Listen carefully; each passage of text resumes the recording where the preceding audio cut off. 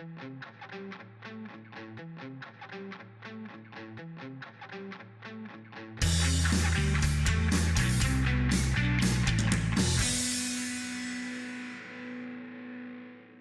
and welcome back to another episode of Fintech Focus TV with me, Toby. Today I am absolutely delighted to bring you all the way from Bucharest. It's Sergio from FintechOS. How are you? I'm really fine and anxious to participate in this experience. I don't know what's going to bring, but thank you, Toby, for inviting me. Well, don't be anxious. I'm sure we're going to have great fun with it all and loads and loads of good stuff to talk about. FintechOS is a business that I think loads of people have been hearing about. It's been one of the great success stories over the last couple of years.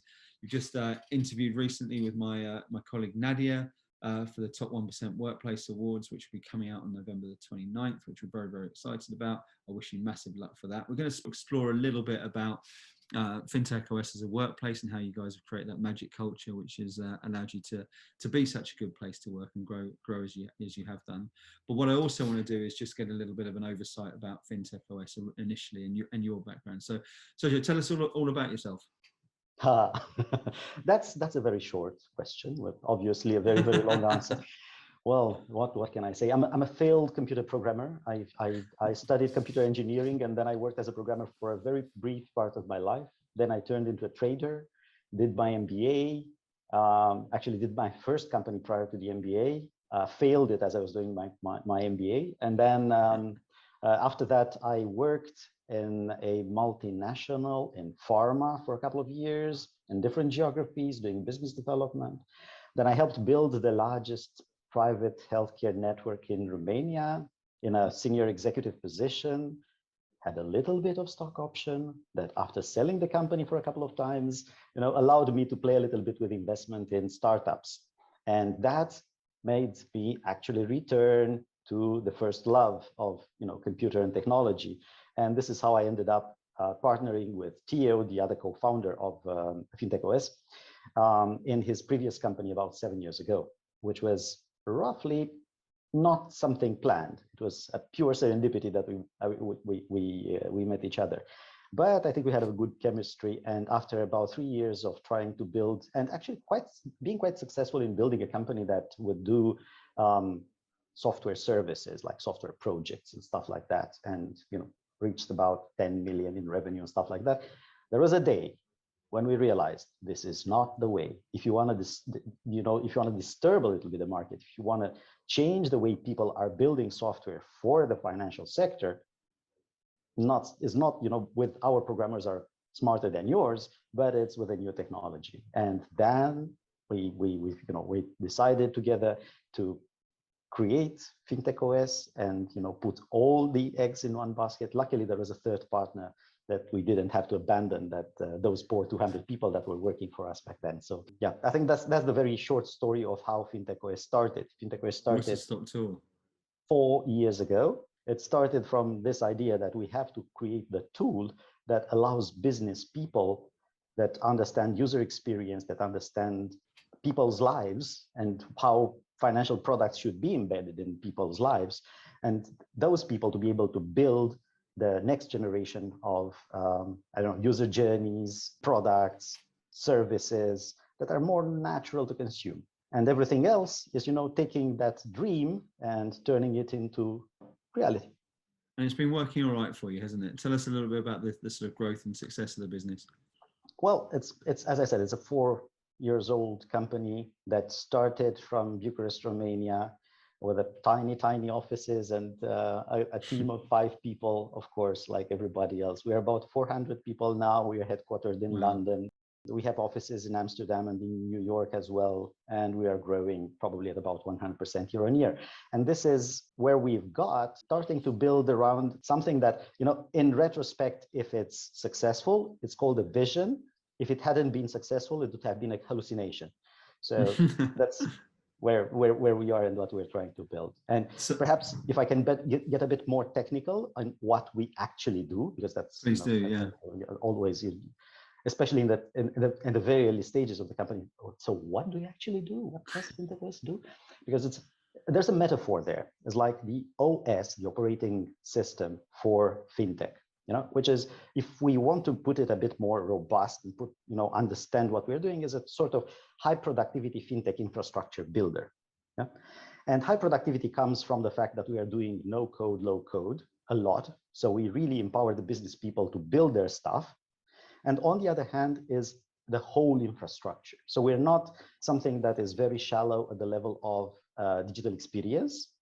It's not only at the middleware with all the business processes, management stuff, and so on. And it's not only at the core. We believe that these layers have to be more integrated. We believe that multiple verticals start merging, because you can have an insurance that has a mortgage, for instance, that has an insurance component and has some other investment parts. And products tend to be more broad and so on. And established financial institutions need to be able to interface and interconnect different systems. And this is where FintechOS comes in very handy, because it is, in fact, allowing to build new products, new services, bring them to market, connect them to existing and desired systems from outside the company. So here we are. I think it's such a fascinating space, isn't it? And you've touched on so many areas that over the last year of doing these interviews that people have just been crying out for. There's a huge movement, as you know, around the no-code, low-code sort of space. There's been systematic inefficiencies that have been found within financial services that people are looking at with different and more collaborative. I know you've talked a lot about partnerships, a lot about people looking for collaborative answers that can make things more efficient for businesses. I'm really fascinated. You spoke about the vision a little bit at the start there. Your sort of founding thing of coming together through serendipity, a couple of people with an idea. The companies who I've seen in hyper growth mode, the sort of phases and scale of growth that you've enjoyed over that sort of period, have got it right. Okay, and they've got it right because they've looked at a problem in the marketplace and they've said this can be done better, and they provided an answer to a problem that really needs to be sought after within it. And from what you've just sort of intimated there, that's very much where you came up to. Tell us a little bit. Let's move it backwards a little bit to that. Those sort of first conversations and saying, right, we're here. We're going to start something up that's going to disrupt the marketplace a little bit. It's going to make a change, make positive disruption, because I think there's difference of stale markets solving the same problem and just how we can do it better. This is about, to me, looking at a problem and saying, right, how can we really shake this up a little bit and do that? When you looked at the marketplace, what was the scale of the problem, and why do you think it's been so adopted and adapted by companies who said, yes, we need to engage with you, and to the global level that you've enjoyed so quickly as well? I think it's very simple, Toby. Rather than looking at potential problems and looking at technology, what can we build with this amazing technology that is now available? We looked at the market and what the market needs and where the disruption is coming from in the market. And obviously, you see nowadays a big share of the retail banking, for instance, being taken by new players. You see the Revoluts, the Chimes, the Monzos, the N26s taking a bit of the market. And what do they do extremely well? They do just a very tiny segment of very superficial financial services, no disrespect, but they do it extremely well with to perfection in terms of customer experience. It's smooth, it's pleasant, is the natural way, the way you would want to consume that particular service. Yeah. Now, what do these big companies, big tech companies have in common? They are raising hundreds of millions. And they are putting those hundreds of millions to work by creating technology with it. Who else can do that? Yeah, there are some other companies that can do it. The Santanders, the HSBCs, the Deutsche Bank, but how many more? Not that many more. So whoever doesn't have the 100 million to invest every year in technology, and here is, I don't know, the large majority of the financial sector, the very large majority of the financial sector, they're having this huge dilemma. What are we going to do in order to compete in a space where the rules of the game are made by those that can invest 10, 20, 50 times much more than we do? Yeah?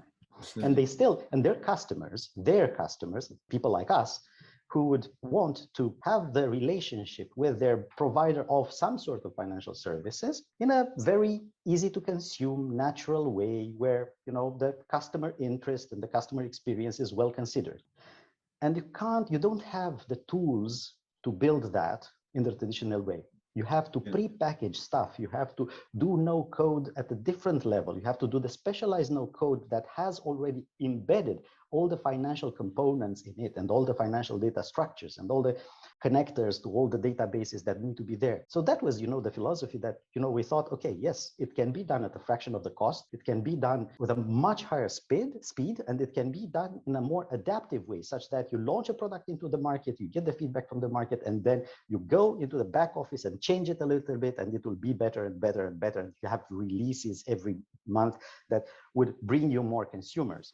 And you have to do it within a budget that allows pretty much everyone to participate. And all this thing, if you put it to work, it evolves and it gives finally the people like you and me, access to much better financial services that are structured in a way that is easy to consume, that are more integrated and more customer focused. And ultimately, they're also less expensive because they allow for more competition. So I think everybody has something to win. I think it's a win-win, absolutely. And I love the fact that this is driven by this sort of everyday digitalization. You're talking there about the UX, which is something which I think has been a sleepy sort of progression within the majority of banking, particularly in retail banking, but investment banking all over the sector. It's been slow to keep up with the evolution of e-commerce, for example, and other areas of digital innovation. Absolutely, and let me interject there a little bit, because retail is an amazing consumer of financial services nowadays. Every retailer, every larger retailer would want to put to start some sort of buy now pay later product. Yeah. Now, is this a financial product or is this a retail product? It's a financial product. Who owns the product? Yeah. Is it the banker that is actually banking it at the end of the day, or is it the retailer that owns the customer? I'm not sure. I don't have the answer, but the product is needed there. Somebody's paying for it. And obviously, both the retailer and the banker have the interest to launch it in the market as fast as possible, faster than those guys that can spend hundreds of millions, Exactly right, and it's driven that sort of speed is driven by the instant demand economy that we've been built from. Everyone's being used to touch of a button, getting information that wouldn't have, and service that wouldn't have been done before. So that sort of ease of service, I think, and that sort of demand and growth has been given so many opportunities for companies like yours to be born and to aid with the process and do things differently. And I love the fact of this David and Goliath style evening of the playing fields that we're seeing, with companies there to say, look, you don't have to throw money at this problem. It isn't a monopoly if you can partner and collaborate, which I think has been such a benefit over the last 4 or 5 years in particular, and probably even more so the last 2 years, where we've seen financial services recognize that collaboration can be the key to hyper-personalized successful processes that come out of it. I think it's absolutely fascinating. What I want to do though is, as a self-confessed failed programmer from there, which I think you're probably doing yourself a bit of an injustice for, your background is a stunningly interesting background for a founder in this space, because there are so many people who come in there wanting to solve a technical problem to a need and being obsessed with the technical aspects of it all, that they kind of ignore some of the real need and necessity and look at the problem the wrong way. So I see a lot of pure tech businesses fail because they haven't necessarily got that commercial aspect to it. As a programmer, to a trader, to a salesperson in different areas, how much do you think that sort of variety of your background has been fundamental to the growth and success of the business? Well, I think, frankly, and you should see the background of my partner, because I am the other co-founder. He is the CEO and he's running the things. So me, as being the other co-founder, I have this background. He has the background of having built companies in the IT sector.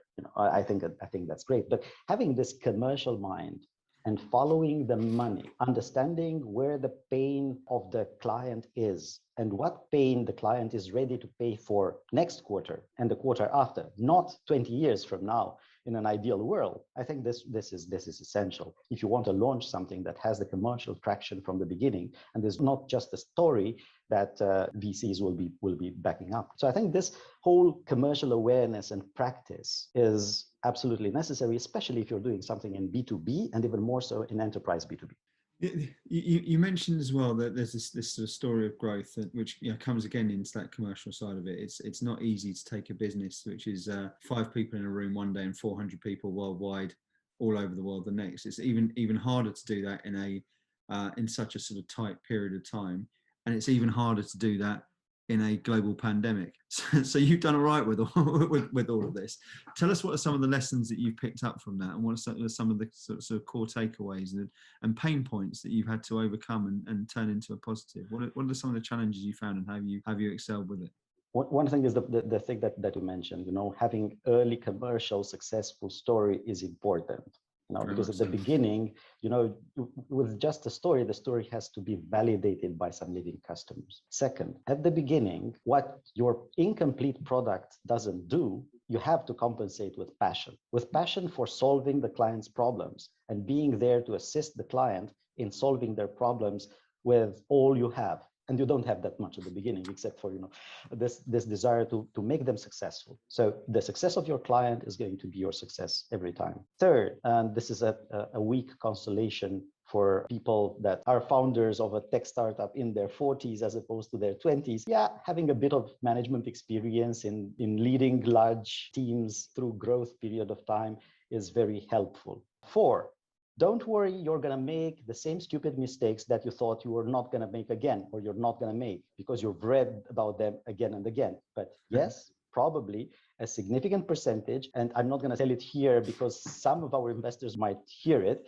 but a significant percentage of the investment is actually wasted money because you're trying things that doesn't work. I think that's something that you have to be aware of. And I think finally, and I lost, of course, the count. I don't know which one. I think we're up to 5 now. One, but we're it doesn't matter. Now. Okay, 5's a good one. Yeah, the last one that I thought is, hey, you never get the right time for the best senior person to be hired.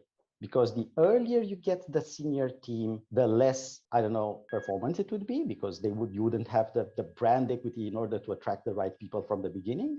The more you delay it, the worse the company will evolve up until, they can be performant in that context. So it's a series of accelerate, slow down, accelerate, slow down, accelerate, slow down. And it's a nuisance for everyone that is part of the journey, but it's very rarely fun.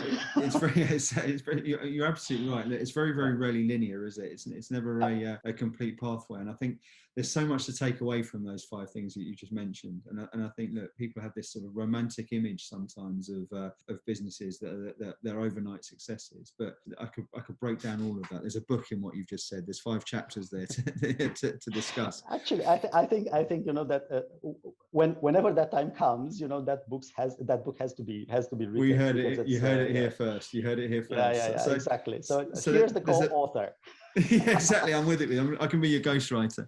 There's a bit there that I was really interested with at the start, where look, I did a podcast this morning, which will be out on Sunday, where we talked about the importance of confidence being born through evidence. And we talked about that, how do you make sales teams more confident? How do you make people want to, to buy into a product? And you mentioned it there. Look, you have a company there who's got early wins with customers to prove the validation of that business. That confidence becomes, a case study. That case study becomes a movement. That movement has early adopters, and all of a sudden it becomes a no-brainer. And when businesses move into that thing there where you can't afford not to work with them because you're looking left and right and your competition are working with them, it becomes something there where that evidence and that confidence in the product, the confidence of the salespeople to pitch it, the confidence of the customers to hear it and say, I must buy into this, it's an overwhelming sense of momentum that's been built from it. But so many companies find that momentum difficult to build because of procurement processes at the start, particularly with some of the clients who you're talking about wanting to engage with, because it can be underestimated how long and how difficult that journey can be. How did you get that early momentum, and how was that something there which allowed that confidence to build that made it move onwards from there? First of all, the history remembers all the successes, but yes. Ignores all the failures. Yeah, so, so probably for every early success in us, managing to sell to some client in the early days, there were another 10, 20 failed attempts, and I think that's important. And they're the ones who are crying now, right? Not really. They bought in the meantime. Some of them. But actually, it's from all those failed meetings, you learn something. You learn why your client would not buy from you or would not buy from you today. Now, because you're not prepared, because the technology is not there, because they fear, the risk of working with a startup, and you start addressing those concerns better and better. I think that's the important thing. The other thing is, yeah, you have a vision from the beginning. Yes, this is revolutionary, but never a revolutionary product has managed to, change the world until, the ecosystem was there to support it. Think of, I don't know, electric cars, when they were invented and when they started to produce an impact. It's full of evidence in many different things. So you have to build the momentum by yourself, step by step. And obviously, although the technology that you have built in our case can solve the greatest problems of the universe, of the financial universe in this case, it doesn't mean that's what it starts with. It starts with a minor, let's say, onboarding on a new product, let's say a lending for a small financial institution in a very small niche market. But then, because it's possible to be done, and it's possible to be launched in 8 weeks and ready in production, that thing gets seen by larger organizations. And they say, aha, so it works. And it's accepted by the regulator. Aha, so we can use it as well. Where do we use it? We're a larger company, so we can't, test on our core market, but we have this niche market over there. Why don't we try? We make a pilot project. They make the pilot project. The pilot project is successful. By the time of the pilot project, this technology is adopted by some people internally and by some consultants that have been there for the implementation.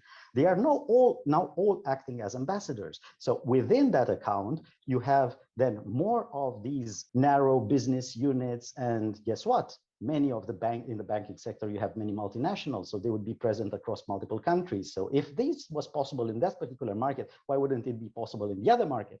And you start growing, and this is something that doesn't happen overnight. We couldn't have landed 2 years ago the clients that we're landing today, and I'm pretty sure 2 years from now, we will be landing clients with solutions that we can't really think of today because we don't have the right immediate reference. And this is something that over a short period of time, in 4 years, you can only build segment by segment and one connection level away. And it can't be extremely fast because it's still enterprise sales where accounts, there's not one person deciding I'm gonna buy this. It's not something that consumers are buying with a card online. It's something that a committee has to review it. Procurement gets involved, as you have said. So it's something that takes months. So there aren't that many cycles of a number of months in those 4 years. So I think it's a progression really that has to be fueled. It's the old adage of eating the elephant one bite at a time, isn't it? It's moving through there and taking. And I think sometimes people try and bag that elephant right at the very start. They go for the whole and miss out on the whole. But actually, that iterative process of sales and the patience and the confidence and the planning and the foresight to recognise that it won't happen quickly with enterprise sales, I think, is something which people underestimate all the time. And it reminds me of that curve of early adopters and laggards. It's the same with every single part, part of products, isn't it? Really interesting.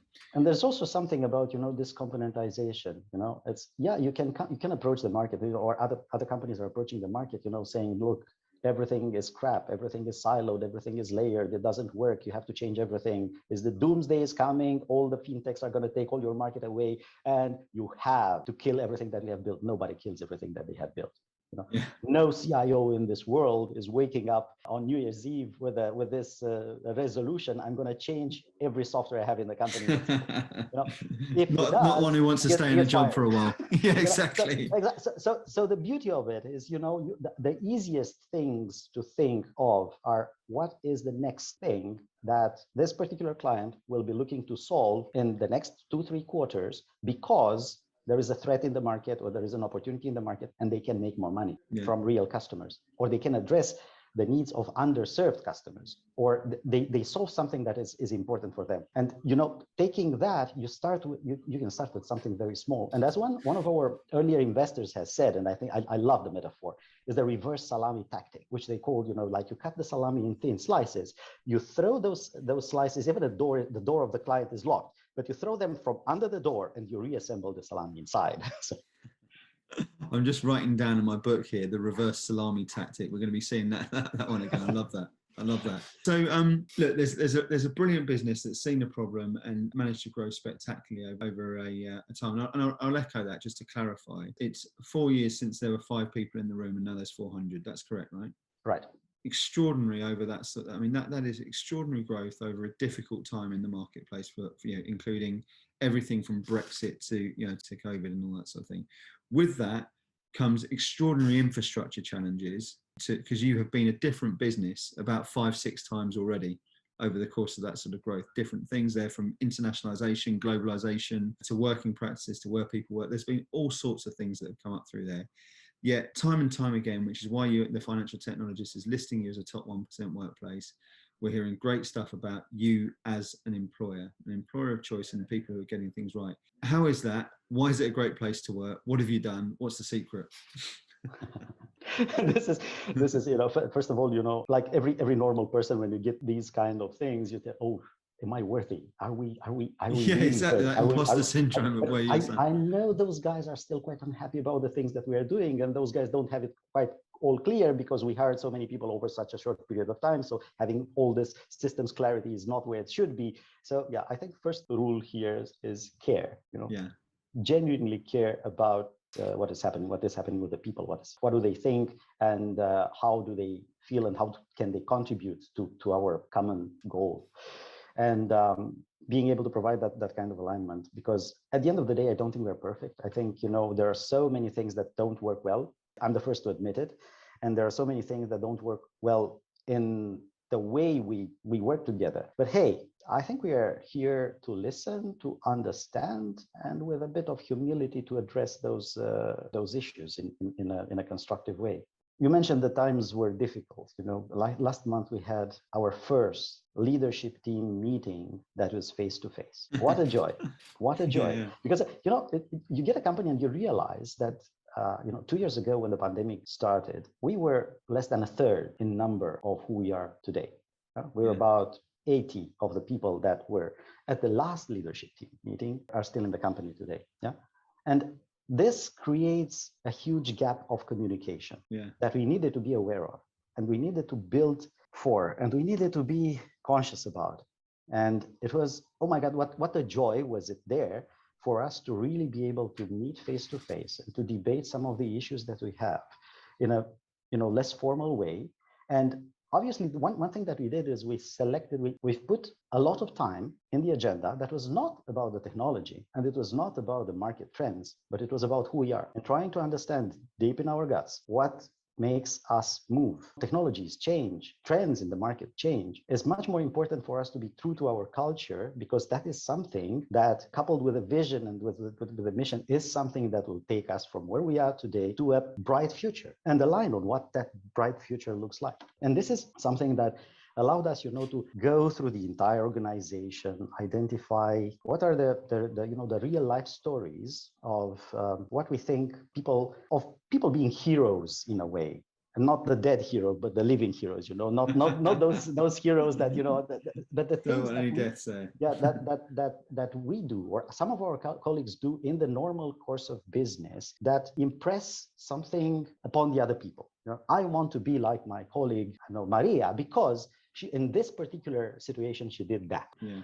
And I think we wanted to collect all those stories, distill the essence of it into creating some company values, and then refine those into a set of behaviors that look like us, that we treasure dearly. So I think there is something there where, although we've lived it for a long period of time, we now move towards trying to understand what it is. That's an interesting way of looking at that, isn't it? Because there's a lot of, you'll see a number of books behind me, which I'm fascinated about performance and businesses and teams in sport, in business, in military, wherever it may be. And a lot of them will, you've touched on it there a lot. You've touched on the power of purpose, of vision, of communication, of all those different interesting things. But that piece you mentioned there of doing that and sort of recalibrating the values and the DNA and the who you are story sounds like something which you've done after the event, as opposed to the original narrative from that, which I find really interesting. Is it something you looked at and has grown and evolved, or is it something you said, right, actually this is something which we need to look at now to sort of characterize that as we're in this sort of phase of the journey? It's in between.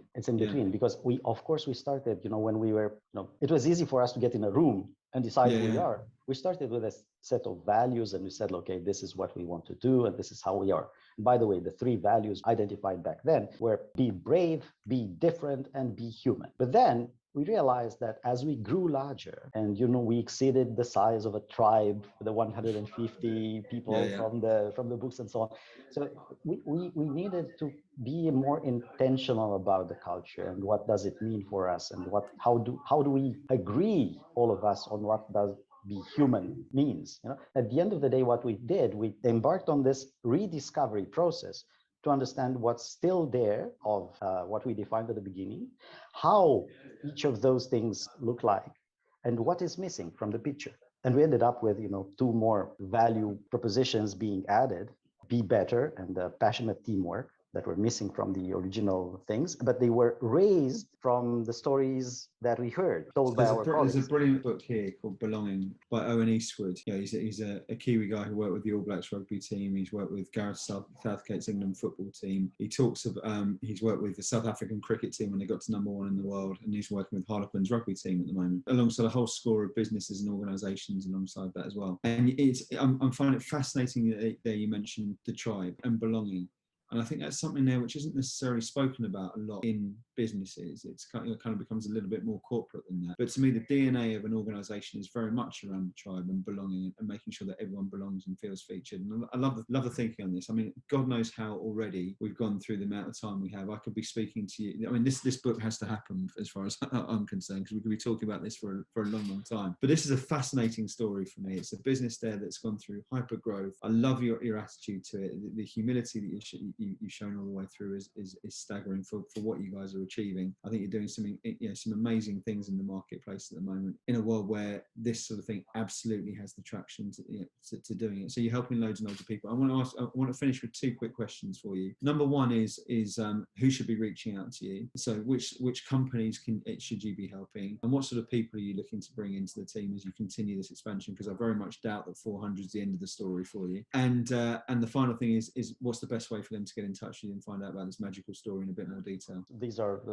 right into my hands. First of all, thank you, Toby, for asking these questions. I think it's important for us. Obviously, we're here to grow further, and we are here to make this legend happen. And we're a tribe, and believe me, we're a cool tribe. And like every tribe, we have our heroes and legends and stories and rituals sometimes, and all those things that keep people together and make them build something great. But this is not the whole essence. One of the things that we're looking for is this: be different. For instance, be different means, hey, if it's being done all the time in one way, it doesn't mean it's the best. Nobody that reinvented something, nobody that did something great did it by imitating what everybody else is doing. So challenging the status quo is important, but be different means something else. It means we can only do it if we have diverging views and we come from different backgrounds and we understand the other and respect the other. And at the same time, we can work together collaboratively, together with our clients, together with our partners, and have that attitude. So I would say, if you are a person that fits in that cultural scenario, if you believe that growing is something that is important in your life, growing a career, growing a company, learning throughout all these things that are perhaps less precise than they would be in much larger and more established companies, but you already see the horizon of greatness, is not like a very, very early stage startup, then you should get in touch with us and follow us on, LinkedIn page, on our website, and see, if there is an opening that's would fit with you, because probably culturally you're already part of the tribe, and that is important. On the business side, if you work in a financial company, bank, insurance company, or someone like a retailer or a telecom or a utility firm that wants to launch some financial services of any sort, think of what you're doing and what is your best way, not to achieving the results that you need to deliver in 12 months from now, and not where you need to get in 5 years in terms of having an evolving platform, technology platform that is able to grow by itself and build more, but both. So you can deliver at the same time short-term fabulous results by launching new products and services, and create the backbone of a technology that is so versatile and self-evolving that will connect to anything else. And this is something that is not easy to is not difficult to handle, because it is built for the business people and not for the technology people only. So reach out to us. And also, if you're a large investor and you're looking to finance a growing company with its next stages, then it sounds like it might well be a good bet for all three of those people that you're looking, those stakeholders you're looking to get there. This has been an absolute pleasure. Honestly, one of my favourite episodes I've ever done. I find it massively inspiring. It's a great way to end a week for me to have this conversation with you. I'm excited to hear what's next. I'll be tuning in to continue. I'd love to have you back on the show next year, because I think the company's going to be in a different phase once again there. I wish you the very best of luck for the Workplace Awards, but definitely without question, this is a very, very clear, there's very, very clear evidence to hear as to why you are absolutely one of the top 1% of workplaces to work for in the financial services sector, and I wish you nothing other than the best of luck. Sergio, it's been an absolute pleasure, and thank you all for watching. We will see you soon on another episode of Fintech Focus TV. Thanks a lot. Thank you, Toby, for the invitation, for the excellent discussion, and for the premonition. I'll go with that one. Thanks so much. See you soon. Thank you.